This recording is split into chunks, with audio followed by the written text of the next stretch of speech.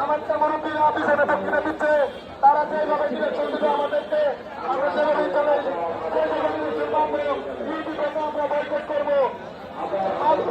বিশেষ করে আমাদের মা দুটি থেকে বাংলাদেশের মধ্যে এটা চল্লিশ ইনশাল্লাহ সবাই আজকে ঢাকার থেকে এই ইউপি বাংলাদেশ আমরা বয়কট করবো।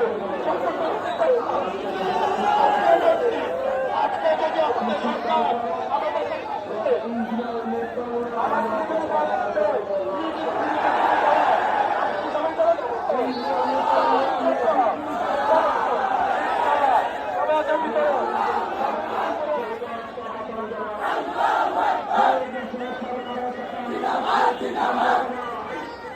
জিন্দাবাদ